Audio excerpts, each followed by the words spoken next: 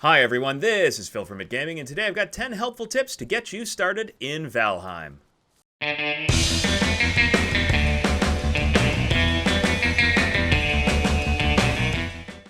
Tip number 1 is building a workbench quickly. In order to build a workbench, you're going to first need a hammer and some wood in your inventory. If you have both of those things, simply go to the hammer, right-click by default on PC, and select the workbench. In order to have it actually work, you need to enclose it in a simple building, and I'm going to start by putting down 2 walls behind it, and then I'm going to put 2 roofs over top of it. You can use any kind of roof you like here as long as it is over top of the workbench. Finally, you need to enclose the workbench because it says it's too exposed with just this, so you're going to grab yourself 2 more walls and place one on either side. In doing so, you've enclosed it sufficiently, and now the workbench will work. In order to break down the workbench, all you need to do is go back to the hammer, and then using the middle mouse button, you can select each individual wall and break it down. It is important to note that the very last thing you want to break down if you're going to break down a workbench is the workbench itself, because once it's gone, the hammer no longer can break down other materials.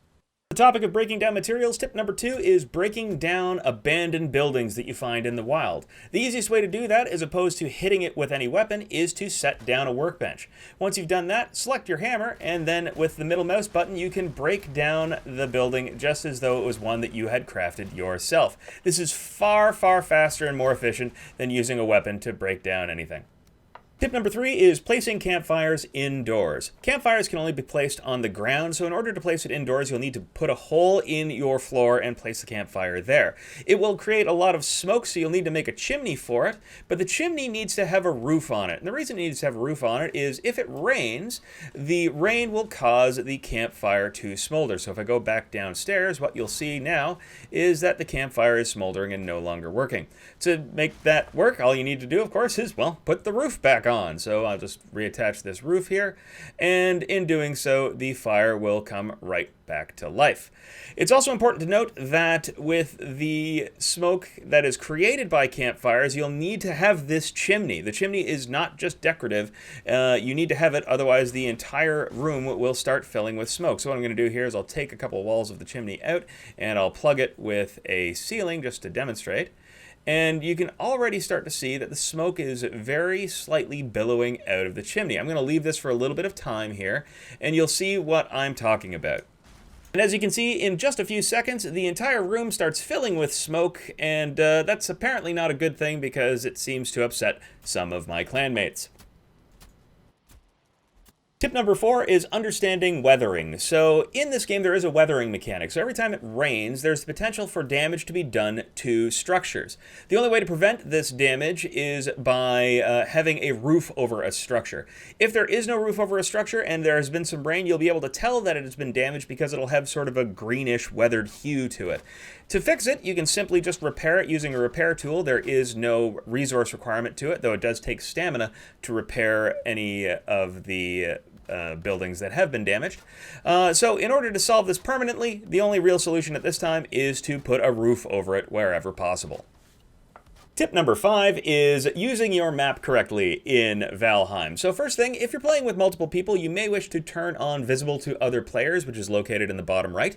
In order to put any map markers onto a map, you can select any of the 5 icons on the bottom right, and then you double-click on the map, and you will place a map marker. You can then name it. There's a little text box available to name the icon. To delete it, you simply right-click the icon, and that will be removed from the map. This is definitely very useful if you want to know where your home is or anything like that. So let me just put a little home icon roughly where my house is. I think that's where my house is, and I'll name it, well, home. And not only will it show up on your map, but it will also show up on your mini-map as well. Number 6 is moving beehives. So let's say you have a couple of beehives on your base and you want to move them. Well, don't attack them with a weapon to break them down because they're beehives. They're going to attack you back, and that's stupid. Don't be stupid. So what you're going to want to do instead is you're going to need to use your hammer, and you'll use the middle mouse button to break down your beehive. Fortunately, in doing so, you will get the queen bee back and be able to move the beehive somewhere else. Just be sure to do so within range of a crafting workbench or your hammer won't work.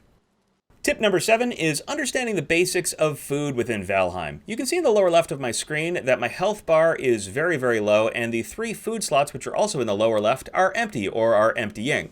In my inventory, I have some cooked meat, and that cooked meat has a health stat, a stamina, duration, and healing stat associated with it.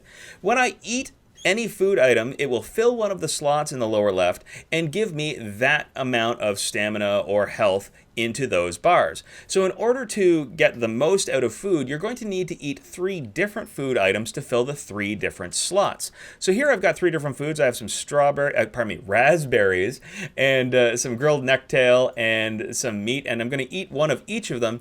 And you can see when doing so that my health bar and stamina bar increase.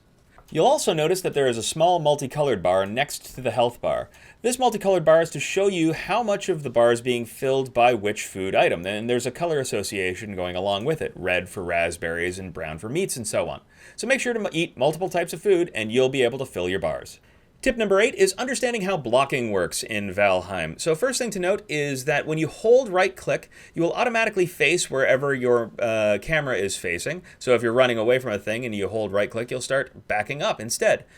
When you're blocking, you don't use stamina just to hold the shield up. You only use stamina when your shield is being struck by an enemy. The amount of stamina will be directly proportional to the damage that is being mitigated by the shield, so the bigger characters might cause a huge stamina loss, whereas these little graylings here are hardly causing any stamina loss at all.